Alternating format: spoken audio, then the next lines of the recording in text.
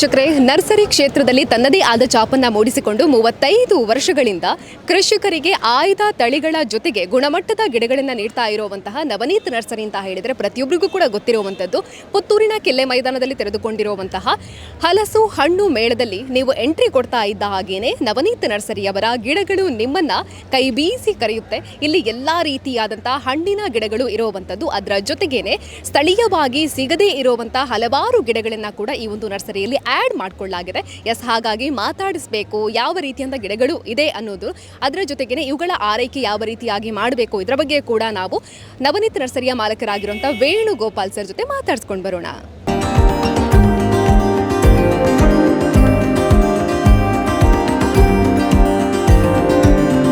Navneet ನರ್ಸರಿಯ ರೂವಾರಿಗಳಾಗಿರುವಂತಹ Venugopal sir ಇದ್ದಾರೆ, ಮಾತಾಡಿಸಬೇಕು. ನಮಸ್ತೆ ಸರ್. ನಮಸ್ತೆ. ನವನೀತ್ ನರ್ಸರಿ ಅಂತ ಹೇಳಿದ್ರೆ ಎಲ್ಲಾ ಕಡೆಯಲ್ಲೂ ಫೇಮಸ್ ಆಗಿರುವಂಥದ್ದು ಸರ್. ಒಂದು ಮಟ್ಟಿಗೆ ಹೇಳುವುದು ಅಂತ ಹೇಳಿದ್ರೆ ಇಲ್ಲಿಂದ ಕೊಂಡೋದಂತಹ ಪ್ರತಿಯೊಂದು ಗಿಡ ಕೂಡ ಉತ್ತಮವಾಗಿ ಬೆಳೆಯುತ್ತೆ ಅನ್ನೋವಂಥದ್ದು. ಅದರ ಜೊತೆಗೆ ನಮ್ಮ ಪುತ್ತೂರಿನಲ್ಲಿರುವಂಥ ಅನೇಕರ ಮನೆಯಲ್ಲಿ ಈ ನರ್ಸರಿಯಿಂದ ಕೊಂಡೋದ ಗಿಡ ಇದ್ದೇ ಇರುತ್ತೆ ಅಂತ. ಅದರ ಜೊತೆಗೇನೆ ಇವಾಗ ಹಲಸು ಹಣ್ಣು ಮೇಳದಲ್ಲಿ ಕೂಡ ತುಂಬಾ ಜನ ಬಂದು ಇಲ್ಲಿಗೆ ಉತ್ತಮವಾದ ರೆಸ್ಪಾನ್ಸ್ ಇದೆ ಅಂತ ಹೇಳಿದ್ರೆ ತಪ್ಪಾಗ್ಲಿಕ್ಕಿಲ್ಲ. ಈ ಒಂದು ನರ್ಸರಿಯ ಬಗ್ಗೆ ಹೇಳಿ. Thank you. ಸೊ ಪ್ರಥಮವಾಗಿ ಸುದ್ದಿ ಮಾಧ್ಯಮದವರಿಗೆ ಅಭಿನಂದನೆಗಳು. ಇಲ್ಲಿ ಬಂದು ನಮ್ಮ ಈ ಮೇಳವನ್ನೆಲ್ಲ ಕವರ್ ಮಾಡ್ತಾ ಇದ್ದೀರಾ ಚೆನ್ನಾಗಿ. ಹಲಸು ಹಣ್ಣು ಮೇಳ ನವತೇಜ ಟ್ರಸ್ಟ್ನ ಮೂಲ ಉದ್ದೇಶವೇ ನಮ್ಮ ಪ್ರದೇಶದಲ್ಲಿ ಸಮಗ್ರವಾದ ಹಣ್ಣು ಕೃಷಿ ಬೆಳಿಬೇಕು, ಮೌಲ್ಯವರ್ಧನೆ, ಹಣ್ಣು ಮೌಲ್ಯವರ್ಧನೆ ಆಗಬೇಕು, ಮತ್ತು ನಮ್ಮ ಸಾಂಪ್ರದಾಯಿಕ ಆಹಾರ ಪದ್ಧತಿಗಳು ಉಳಿಯಬೇಕು, ಬೆಳಿಬೇಕು ಅಂತ. ಸೊ ಈ ನವತೇಜ ಟ್ರಸ್ಟ್ ಏನಿದೆ ಅದರ ಭಾಗ ನವನೀತ್ ನರ್ಸರಿ ಕೂಡ. ಸೊ ಇಲ್ಲಿ ನಾವು ಮಾಡುವ ಕೆಲಸದ ಹಿನ್ನೆಲೆ ಈ ಮೇಳದಲ್ಲಿ ಕೂಡ ಸಂಬಂಧ, ಒಂದು ಕನೆಕ್ಷನ್ ಇದೆ. ಸೊ ನವನೀತ್ ನರ್ಸರಿ ಬಗ್ಗೆ ಹೇಳುತ್ತಿದ್ದರೆ ನಾವು ಸಾಧಾರಣ 35 ಇಯರ್ಸ್ ಆಯಿತು, 35 ವರ್ಷ ಆಯಿತು. ನಮ್ಮ ತಂದೆಯವರು ಶ್ರೀ ಜಯರಾಮ್ ಕೆದ್ಲೆ ಅವರು, ಶಿಬರ ಜಯರಾಮ್ ಕೆದ್ಲೆ ಅವರು ಇದನ್ನು ಪ್ರಾರಂಭ ಮಾಡುವಾಗ ಅವರ ಮೂಲ ಉದ್ದೇಶ ಇದ್ದಿದ್ದೇ ನಮ್ಮ ಸ್ಥಳೀಯ ಕೃಷಿಕರಿಗೆ ಆಯ್ದ ತಳಿಗಳ ಉತ್ತಮ ಗುಣಮಟ್ಟದ ಗಿಡಗಳು. ಇದು ನಮ್ಮ ಬೇಸಿಕ್, ನಮ್ಮ ಫೌಂಡೇಶನ್ ಅಥವಾ ನಮ್ಮ ಪ್ರೇರಣೆ ಏನಂದರೆ ಒಂದು ಕೃಷಿಕರಿಗೆ ಒಂದು ತಳಿಗಳು, ಯಾಕಂದರೆ ಅವ್ರಿಗೆ ಇಳುವರಿ ಬರಬೇಕು ನಾಳಿದ್ದು, ಮತ್ತು ಒಂದು ಸ್ಥಿರ ಇಳುವರಿ ಬರಬೇಕು, ಸ್ಪಷ್ಟ ಮಾಹಿತಿ ಬೇಕು. ಇದಕ್ಕೆ ಬೇಕಾಗಿರುವಂಥ ವಿಷಯದಲ್ಲಿ ನಾವು ಆಯ್ದ ತಳಿಗಳನ್ನು ಕೊಡುವಂಥದ್ದು ಮತ್ತು ಒಳ್ಳೆಯ ಗಿಡಗಳನ್ನು ಕೊಡುವಂಥದ್ದು, ಇದು ನಮ್ಮ ಮುಖ್ಯ ಉದ್ದೇಶ ಪ್ರಾರಂಭದಿಂದ. ಸೊ ಅಲ್ಲಿಂದ ನಾವು ಸ್ಟಾರ್ಟ್ ಮಾಡಿ ಅದು ಅಡಿಕೆ, ಆಮೇಲೆ ಗೇರು ಸಂಶೋಧನಾ ಕೇಂದ್ರ ಬಂತು, ಅವರ ಮುಖಾಂತರ ನಾವು ಗೇರು ತಳಿಗಳನ್ನು, CPCRA ಮುಖಾಂತರ ಕೊಕ್ಕೋ ತಳಿಗಳನ್ನು, ಹೀಗೆ ಸಂಶೋಧನಾ ಕೇಂದ್ರಗಳಲ್ಲಿ ಬೆಳೆದ ತಳಿಗಳನ್ನು ನಾವು ನರ್ಸರಿಯಲ್ಲಿ ತಂದು ನಮ್ಮ ಸ್ವಯಂ ಕೃಷಿ ಭೂಮಿಯಲ್ಲಿ ಅದನ್ನು ಬೆಳೆಸಿ ಆಮೇಲೆ ಆ ತಳಿಗಳನ್ನು ಅಭಿವೃದ್ಧಿ ಮಾಡಿ ನರ್ಸರಿಯಿಂದ ಬೃಹತ್ ಮಟ್ಟದಲ್ಲಿ ಅದನ್ನು ಉತ್ಪಾದನೆ ಮಾಡಿ ಇದು ಹಂಚುವುದು ಅಥವಾ ಏನು ವಿಸ್ತರಣೆ ಮಾಡುವಂಥದ್ದು ನಾವು ಮಾಡ್ತಾಯಿದ್ದೀವಿ. ಸೊ ಕಾಲಕ್ರಮೇಣ ಏನಾಯ್ತಂದರೆ ನಮಗೆ ಈ ಬಹುಬೆಳೆ ಪದ್ಧತಿಯ ಬಗ್ಗೆ ಆಸಕ್ತಿ ಬಂತು. ಯಾಕಂದರೆ ಏಕ ಬೆಳೆಯಲ್ಲಿ ಈ ಒಂದೇ ಬೆಳೆಗೆ ನಾವು ಡಿಪೆಂಡ್ ಆದರೆ ಈ ರೇಟ್ ಪ್ರಾಬ್ಲಮ್ಸ್ ಇರ್ತದೆ, ರೇಟ್ ಬೀಳೋದು, ರೋಗ ಬರೋದು, ಏರಿಳಿತ ಆಗುವಂಥದ್ದು, ಬೇರೆ ಬೇರೆ ಏರಿಳಿತ, ಪ್ರಾಕೃತಿಕ ಮತ್ತು ಮಾರುಕಟ್ಟೆಯಲ್ಲಿ ಬೇರೆ ಬೇರೆ ಇಳಿತ ಆಗುವಾಗ ನಮ್ಮ ಕೃಷಿಕರ ಆದಾಯಕ್ಕೆ ಅಸ್ಥಿರತೆ ಬರ್ತದೆ. ಸೊ ಇದರಲ್ಲಿ ನಮಗೆ ಮನವರಿಕೆ ಹೇಗಿದ್ದೇನೆಂದರೆ ನಮಗೆ ಕೃಷಿಯಲ್ಲಿ ಆಹಾರಕ್ಕೆ ಸಂಬಂಧಪಟ್ಟ ಕೃಷಿ ನಾವು ಮಾಡಬೇಕು. ಯಾಕಂದರೆ ಆಹಾರಕ್ಕೆ ಯಾವಾಗಲೂ ಡಿಮ್ಯಾಂಡ್ ಕಮ್ಮಿ ಆಗಲಿಕ್ಕಿಲ್ಲ, ಮತ್ತು ಜಗತ್ತಿನಲ್ಲಿ ನಮ್ಮ ಪಾಪ್ಯುಲೇಷನ್ಗೆ ನಾವು ಫೀಡ್ ಮಾಡುವಷ್ಟು ನಮ್ಮ ಹತ್ರ ಆಹಾರ ಇಲ್ಲ. ಸೊ ಇದನ್ನು ದೃಷ್ಟಿ ಇಟ್ಕೊಂಡು ಈ ನಮ್ಮ ಸಮಶೀತೋಷ್ಣ ವಲಯ, ಹಾಟ್, ಹ್ಯೂಮಿಡ್, ವೆಟ್, ಟ್ರಾಪಿಕಲ್ಸ್ ಅಂತ ನಮ್ಮ ಈ ಪ್ರದೇಶ ಏನು ಹೇಳ್ತೀವಿ ಭಾಳ ವಿಸ್ತಾರವಾಗಿದೆ. ಅಂದರೆ ಕೇರಳ ತ್ರಿವೇಂದ್ರಮ್ದು ಹಿಡಿದ್ರೆ ನಿಮ್ಮ ಗೋವಾವರೆಗೆ ನಮ್ಮ ಈ ಕೋಸ್ಟಲ್ ಮತ್ತು ವೆಸ್ಟರ್ನ್ ಘಾಟ್ಸ್ ಮತ್ತು ಮಲೆನಾಡು ಅಗಲಕ್ಕೆ ನೋಡುವಾಗ ಉದ್ದಕ್ಕೆ ನಮ್ಮ ಕೇರಳದಿಂದ ಗೋವಾವರೆಗೆ ಭಾಳ ಒಂದು ವಿಶೇಷವಾದ ಭೂಪ್ರದೇಶ ನಮ್ಮದು, ಮತ್ತು ಕ್ಲೈಮೆಟಿಕ್ ಕಂಡೀಷನ್ ಹೇಳ್ಬೋದು. ಇಲ್ಲಿಗೆ ಸೂಟೇಬಲ್ ಆಗುವಂಥ ಬೇಕಾದಷ್ಟು ಹಣ್ಣು ಅಥವಾ ಬೇರೆ ಬೇರೆ ಸಾಂಬಾರು ಬೆಳೆಗಳಿದೆ. ಇದು ಯಾವುದು ಕೂಡ ಹೆಚ್ಚು ಚಾಲನೆಯಲ್ಲಿಲ್ಲ. ಸೊ ಇದನ್ನು ನಮಗೆ ಮನಗಂಡು ನಾವು ಇದನ್ನೆಲ್ಲ ಅಭಿವೃದ್ಧಿ ಮಾಡಿ ಕೃಷಿಕರಿಗೆ ಇದರಲ್ಲಿ ಎಲ್ಲ ರೀತಿಯ ತಳಿಗಳು, ಎಲ್ಲ ರೀತಿಯ ವೈವಿಧ್ಯ ಬೆಳೆಗಳು, ಅದರಲ್ಲಿರುವ ತಳಿಗಳು ಮತ್ತು ಅದರ ಬಗ್ಗೆ ಮಾಹಿತಿ ಕೂಡ ಸರಿಯಾಗಿ ಸಿಗಬೇಕು ಅನ್ನೋ ದೃಷ್ಟಿಯಲ್ಲಿ ನಾವು ಕಳೆದ ಒಂದು 10 ವರ್ಷದಲ್ಲಿ ಸಾಂಪ್ರದಾಯಿಕ ಬೆಳೆಗಳಾದ ಅಡಿಕೆ, ತೆಂಗು, ಮೆಣಸು, ಕೊಕ್ಕೋ, ಗೇರು, ಇದರ ಜೊತೆಗೆ ಇವತ್ತು ಆಧುನಿಕ ಅಥವಾ ಒಂದು ವಿಶೇಷ ಹಣ್ಣುಗಳು ಅಂತ ಏನು ಹೇಳ್ತೇವೆ ಅದರ ಜೊತೆಗೆ ಸಾಂಬಾರು ಬೆಳೆಗಳಾಗಿರ್ಬೋದು, ಈವನ್ ಕೃಷಿ ಅರಣ್ಯ, ಅಂದರೆ ನಮಗೆ ಈ ತಳಿ ವೈವಿಧ್ಯದ ಜೊತೆಗೆ ಅಥವಾ ಬೆಳೆ ವೈವಿಧ್ಯ ಜೊತೆಗೆ ನಮಗೆ ಇನ್ನೊಂದು ಮನಗಂಡಿದ್ದು ಪ್ರಾಕೃತಿಕ ಬದಲಾವಣೆಗಳು, ಕ್ಲೈಮೇಟ್ ಚೇಂಜ್ ಅಥವಾ ಇವತ್ತು ಏನಾಗ್ತಾ ಇದೆ ಮತ್ತು ಅದರಿಂದ ಆಗುವ ವಿಕೋಪಗಳು ಏನಾಗ್ತಾ ಇದೆ ಅದನ್ನು ದೃಷ್ಟಿ ಇಟ್ಕೊಂಡು ಸಹಜ ಸಾವಯವ ನೈಸರ್ಗಿಕ ಕೃಷಿ ಕೂಡ ನಾವು ಇವತ್ತು ಗಮನ ಕೊಡ್ತಾ ಇದ್ದೀವಿ. ಅದು ನಿಮ್ಮ ಮಳೆ ನೀರು ಕೊಯ್ಲಿರ್ಬೋದು, ಮಣ್ಣನ್ನು ರಕ್ಷಣೆ ಮಾಡುವಂಥದ್ದು ಇರ್ಬೋದು, ಇಂಥದನ್ನು ಕೂಡ ಗಮನ ಕೊಟ್ಕೊಂಡು ಒಂದು ಸಮಗ್ರ ಕೃಷಿ, ಸಮಗ್ರ ತೋಟಗಾರಿಕೆ. ಇದರಲ್ಲಿ ಸಹಜ ನೈಸರ್ಗಿಕ ಕೃಷಿ ಬಂತು, ತಳಿ ಮತ್ತು ಬೆಳೆ ವೈವಿಧ್ಯತೆ ಬಂತು, ಮತ್ತು ಆದಾಯ ಉತ್ಪತ್ತಿ ಕೊಡುವಂಥ ಬೆಳೆಗಳನ್ನು ಕೂಡ ಗಮನ ಇಟ್ಕೊಂಡು ನಾವು ನವನೀತ್ ನರ್ಸರಿಲಿ ಕೆಲಸ ಮಾಡ್ತಾಯಿದ್ದೀವಿ. ಇವತ್ತು ನಮ್ಮದೇನು ವಿಶೇಷ ಅಂದರೆ 35 ವರ್ಷದ ಒಂದು ಅನುಭವ, ನಂಬಿಕೆ ಮತ್ತು ನಮ್ಮ ಕೃಷಿಕರ ಜೊತೆ ಒಂದು ಏನು ಸಂಬಂಧ ಇದೆ ಅದನ್ನು ಬೆಳೆಸಿರುವಂಥದ್ದು. ಎರಡನೇ, ನಾವು ಸ್ವತಃ ಕೃಷಿಕರು. ನಾವೇನೆಲ್ಲ ಇವತ್ತು ಸಾಧಾರಣ ಒಂದು 200-300 ವೆರೈಟಿಗಳಿರ್ಬೋದು, ಸಾಂಬಾರು ಬೆಳೆ ಆಗಿರ್ಬೋದು, ಹಣ್ಣು ಬೆಳೆ ಆಗಿರ್ಬೋದು, ಅಥವಾ ನಮ್ಮ ಎಲ್ಲ ಸಾಂಪ್ರದಾಯಿಕ ಕ್ಯಾಶ್ ಕ್ರಾಪ್ಸ್ ಆಗಿರ್ಬೋದು, ಎಲ್ಲ ತಳಿಗಳನ್ನು ನಾವು ಬೆಳೆಸ್ತೀವಿ. ಸೊ ನಮಗೆ ಒಂದು ಫಸ್ಟ್ ಹ್ಯಾಂಡ್ ಎಕ್ಸ್ಪೀರಿಯನ್ಸ್ ಅಂತ ಇರುತ್ತದೆ. ಅದು ಹೇಗೆ ಬೆಳೀತದೆ, ಯಾವಾಗ ಬೆಳೀತದೆ, ಏನು ತೊಂದರೆಗಳಿದೆ. ಇದರ ಆಧಾರದಲ್ಲಿ ನಮ್ಮಲ್ಲಿ ಸುಲಭವಾಗಿ ಅಥವಾ ಉತ್ತಮ ರೀತಿಯಲ್ಲಿ ಬೆಳೆಯುವಂಥ ತಳಿಗಳನ್ನು ನಮಗೆ ಕೃಷಿಕರಿಗೆ ಹೇಳಲಿಕ್ಕಾಗ್ತದೆ. ಅದು ಯಾವುದೇ ಇರಲಿ, ಹಲಸಿರಲಿ, ಮಾವಿರಲಿ, ರಂಬುಟಾನ್ ಇರಲಿ, ಮ್ಯಾಂಗೋಸ್ಟೀನ್ ಇರಲಿ, ಅಡಿಕೆ ಇರಲಿ, ತೆಂಗು ಇರಲಿ, ಮೆಣಸು ಇರಲಿ, ಯಾವುದೇ ಬೆಳೆ ತಗೊಳ್ಳಿ, ನಮ್ಮಲ್ಲಿ ಸೂಟೇಬಲ್ ಆಗುವಂಥದ್ದು ಮತ್ತು ರೈತರಿಗೆ ಸುಲಭದಲ್ಲಿ ಮತ್ತು ರೋಗ ಕಮ್ಮಿಯಾಗಿ ಮತ್ತು ಉತ್ತಮ ಇಳುವರಿ ಕೊಡುವಂಥದ್ದು, ಈ ಎಲ್ಲ ದೃಷ್ಟಿಗಳನ್ನು ಇಟ್ಕೊಂಡು ಕೊಡುವಂಥ ಬೆಳೆಗಳನ್ನು ನಮಗೆ ರೈತರಿಗೆ ಹೇಳಲಿಕ್ಕೆ ಆಗ್ತದೆ. ಯಾಕಂದರೆ ಎಲ್ಲವನ್ನು ನಾವು ಸ್ವತಃ ಬೆಳೆಸಿ ಮತ್ತು ನಾವು ಮಾರುಕಟ್ಟೆಗೆ ತೋಡ್ತೇವೆ. ಹಾಗೆಯೇ ನಾವು ಇವನ್ ನಮ್ಮ ತಳಿಗಳ ಬಗ್ಗೆ ಅಥವಾ ಬೆಳೆಗಳ ಯಾವುದು ವೈವಿಧ್ಯತೆ ಇದೆ, ಇದನ್ನು ಕೂಡ ಅಷ್ಟೇ ನಾವು ವರ್ಷ ಇಡೀ ಪ್ರಯಾಣ ಮಾಡಿ ಪ್ರವಾಸ ಮಾಡಿಕೊಂಡು ಬೇರೆ ಬೇರೆ, ಈಗ ನಮ್ಮ ಊರಿನಲ್ಲೇ ಇದ್ದಾರೆ, ಬೆಳ್ಳಾರಿ ತಿರುಮಲೇಶ್ ಭಟ್ ಅವರು ಇರ್ಬೋದು, ಅಥವಾ ನಮ್ಮ ಅನಿಲ್ ಬಳಂಜದವರು ಇರ್ಬೋದು, ಈ ರೀತಿ ಬೇರೆ ಬೇರೆ ಕೃಷಿಕರು ನಮ್ಮಲ್ಲಿ ಬೇರೆ ಬೇರೆ ಪ್ರಯೋಗ ಮಾಡುವವರು ಬೇಕಾದಷ್ಟಿದ್ದಾರೆ. ಹಾಗೆ ಮುಳಿಯ ಶರ್ಮಣ್ಣ ಇರ್ಬೋದು, ಎಲ್ಲರೂ ಅವರವರ ಮಟ್ಟದಲ್ಲಿ ಬೇರೆ ಬೇರೆ ರೀತಿಯ ಒಂದು ಪ್ರಯೋಗಗಳನ್ನು ಮಾಡ್ತಾಯಿದ್ದಾರೆ.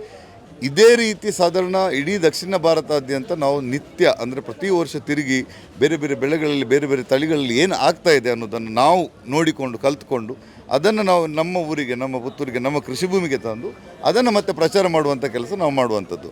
ಸೊ ಪ್ರಚಾರ, ಪ್ರಯೋಗ ಮತ್ತು ಪ್ರೋತ್ಸಾಹ, ಸಮಗ್ರ ಕೃಷಿಗೆ, ಸಮಗ್ರ ತೋಟಗಾರಿಕೆ ಮಾಡುವಂಥದ್ದು ನಮ್ಮ ಕೆಲಸ. ಈಗಾಗಲೇ ನಾವು ನಿಮ್ಗೆ ಹೇಳಿದಾಗೆ 35 ವರ್ಷದಿಂದ ಇಲ್ಲಿ ಕೆಲಸ ಮಾಡ್ತಾಯಿದ್ದೇವೆ.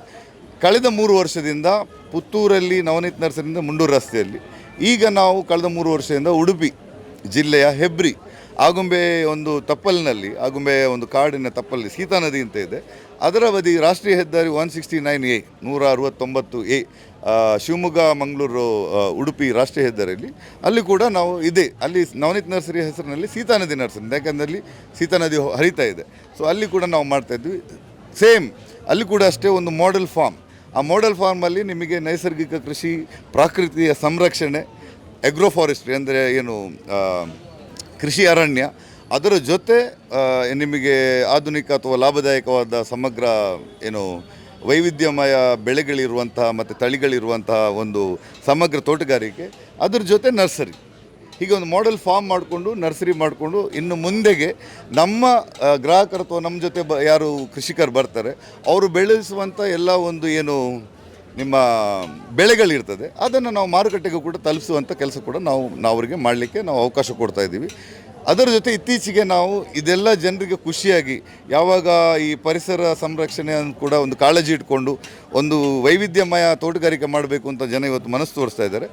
ಅವರಿಗೆ ಆಸಕ್ತರಿಗೆ ನಾವು ಇವತ್ತು ಫಾರ್ಮ್ ಡೆವಲಪ್ಮೆಂಟ್, ತೋಟಗಾರಿಕಾ ಒಂದು ಪ್ರದೇಶವನ್ನು ಡೆವಲಪ್ ಮಾಡುವಂಥ ಕನ್ಸಲ್ಟಿಂಗ್ ಸರ್ವಿಸ್ ಕೂಡ ಕೊಡ್ತಾಯಿದ್ವಿ. ಈಗಾಗಲೇ ಒಂದು 2-3 ತೋಟಗಳನ್ನು ಸಿದ್ಧ ಮಾಡ್ತಾಯಿದ್ವಿ. ಎಲ್ಲ ಇದೇ ವಿಷಯ, ಒಂದು ನೈಸರ್ಗಿಕ ಮತ್ತು ಪ್ರಕೃತಿ ಸಂರಕ್ಷಣೆ ಒಂದು ಗುರಿ ಇಟ್ಕೊಂಡು, ತಳಿ ಮತ್ತು ಬೆಳೆ ವೈವಿಧ್ಯತೆ ಇಟ್ಕೊಂಡು ಲಾಭದಾಯಕ ಆಗುವಂತೆ ಆದಾಯ ಮತ್ತು ಉತ್ಪತ್ತಿ ಆಗುವಂಥ ಒಂದು ಕೃಷಿಯನ್ನು ಇದನ್ನೆಲ್ಲ ಇಟ್ಕೊಂಡು ನಾವು ಒಂದು ರೀತಿಯಲ್ಲಿ ಕನ್ಸಲ್ಟಿಂಗ್ ಕೂಡ ಮಾಡ್ತಾಯಿದ್ದೀವಿ. ಸೊ ನಾವು ಇವತ್ತಿಗೆ ಏನು ಹೇಳ್ಬೋದು ಅಂದರೆ, ಶಾರ್ಟ್ ಆ್ಯಂಡ್ ಸ್ವೀಟ್, ಕೃಷಿ ಬೆಳಿಬೇಕು, ಕೃಷಿಯಲ್ಲಿ ವೈವಿಧ್ಯತೆ ಬೆಳಿಬೇಕು, ಪರಿಸರ ಸಂರಕ್ಷಣೆ ಮಾಡಿಕೊಂಡು ಕೃಷಿ ಬೆಳಿಬೇಕು, ಜೊತೆಗೆ ಕೃಷಿ ಇದು ಆಗಬೇಕು, ಏನು ಮಾರುಕಟ್ಟೆ ಬೆಳಿಬೇಕು, ಕೃಷಿ ಉದ್ಯಮ ಬೆಳಿಬೇಕು. ಹಾಗೆ ನಮ್ಮ ಸಾಂಪ್ರದಾಯಿಕ ಪದ್ಧತಿಗಳೇನಿದೆ, ಇವನ್ ಬೆಳೆಗಳಲ್ಲಿ ನೀವು ಯಾವುದು ಬೇಕಾದರೂ ಹೇಳಿ, ಅದು ತ್ರಿಫಲ ಇರ್ಬೋದು, ಓಟೆಪುಳಿ ಇರ್ಬೋದು, ಪುನಾರ್ಪುಳಿ ಇರ್ಬೋದು, ಭೀಂಪುಳಿ ಇರ್ಬೋದು, ಯಾವುದೇ ರೀತಿಯ ನಮ್ಮ ಸಾಂಪ್ರದಾಯಿಕ ಬೆಳೆಗಳು ಅಂದರೆ ಒಂದು ಕಾಡು ಬೆಳೆಗಳು ಅಥವಾ ಹಣ್ಣುಗಳಿದೆ, ಅದು ಕೂಡ ನಾವು ಉಳಿಸ್ಕೊಳ್ತೀವಿ. ಸೊ ಈ ರೀತಿಯ ಒಂದು ಸಮಗ್ರ ಒಂದು ತೋಟಗಾರಿಕಾ ಸಂಸ್ಥೆಯನ್ನು ನಾವು ಕೃಷಿಯ ಒಂದು ಬೆಳವಣಿಗೆಗೋಸ್ಕರ ಈಗ ನಡೆಸ್ತಾ ಇದ್ದೀವಿ. ಈಗಾಗಲೇ 35 ವರ್ಷ ಮೇಲೆ ನಡೀತಾ ಉಂಟು. ಇನ್ನು ಅದರ ಮುಂದುವರಿಕೆ ಭಾಗವಾಗಿ ನಾವು ಈ ನವತೇಜ ಟ್ರಸ್ಟನ್ನು ಮಾಡಿಕೊಂಡು ಈ ಮರಿಕೆಯವರು ಮತ್ತು ನಮ್ಮ ಅನಂತ್ ಪ್ರಸಾದ್ ನೇತಡ್ಕ ಎಲ್ಲ ಸೇರಿಕೊಂಡು ಇದನ್ನು ಸಾಮೂಹಿಕ ಮಟ್ಟದಲ್ಲಿ, ಸಾರ್ವಜನಿಕ ಮಟ್ಟದಲ್ಲಿ ಕೂಡ ತಲುಪಿಸಬೇಕು ಅಂತ ಈ ಪ್ರಯತ್ನ ಮಾಡ್ತಾಯಿದ್ವಿ.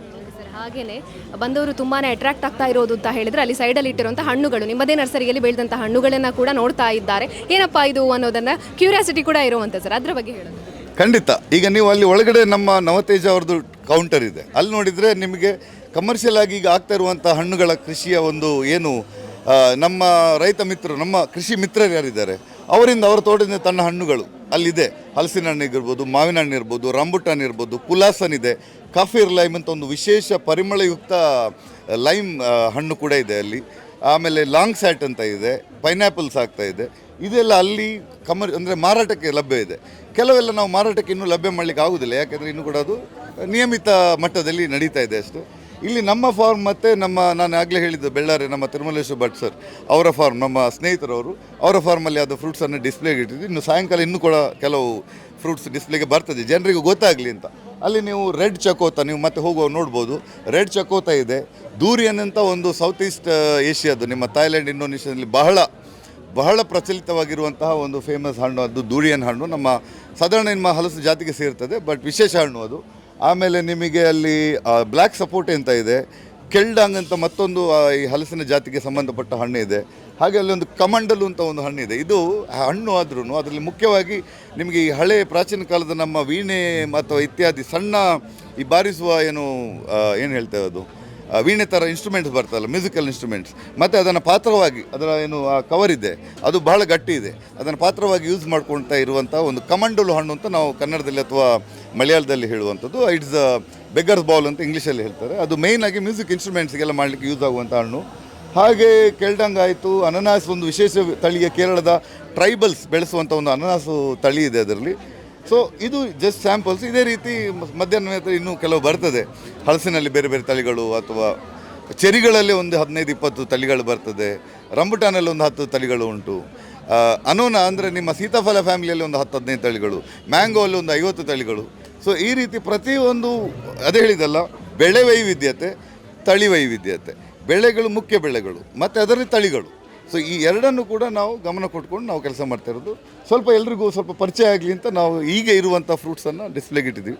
ಮಧ್ಯಾಹ್ನ ಮೇಲೆ ಇನ್ನೊಂದು ಸ್ವಲ್ಪ ಬರ್ತದೆ. Thank you very much.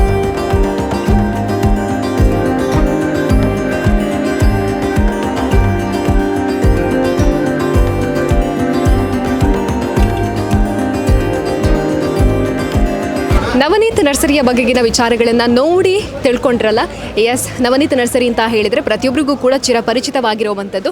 ಇದೀಗ ಮತ್ತೊಂದು ಹೆಜ್ಜೆ ಮುಂದಿಟ್ಟಿರುವಂಥದ್ದು. ಇಲ್ಲಿರುವಂಥ ನರ್ಸರಿ ಗಿಡಗಳನ್ನು ಪರ್ಚೇಸ್ ಮಾಡೋದ್ರ ಜೊತೆಗೆ ನಿಮ್ಮ ಭೂಮಿಗೆ ಯಾವ ಗಿಡಗಳು ಸೂಕ್ತ ಅನ್ನುವಂಥ ಮಾರ್ಗದರ್ಶನವನ್ನು ಕೂಡ ನವನೀತ್ ನರ್ಸರಿಯವರು ನೀಡ್ತಾ ಇರುವಂಥದ್ದು. ಹಾಗಾಗಿ ಯಾವುದೇ ರೀತಿಯಾದಂಥ ಹಣ್ಣಿನ ಗಿಡಗಳು ಬೇಕು, ಕೃಷಿಗೆ ಯೋಗ್ಯವಾದಂತಹ ಗಿಡಗಳು ಬೇಕು ಅಂತ ಹೇಳಿದರೆ ನವನೀತ್ ನರ್ಸರಿಯನ್ನು ಕಾಂಟ್ಯಾಕ್ಟ್ ಮಾಡಿ ಅಂತ ಹೇಳ್ತಾ ಇವತ್ತಿನ ಕಾರ್ಯಕ್ರಮವನ್ನು ಮುಗಿಸ್ತಾ ಇದ್ದೀವಿ. ಕ್ಯಾಮರಾ ಪರ್ಸನ್ ಕಾರ್ತಿಕ್ ಜೊತೆ ಸುಮಿತ್ರಾ ಬಿ, ಸುದ್ದಿ ನ್ಯೂಸ್, ಪುತ್ತೂರು.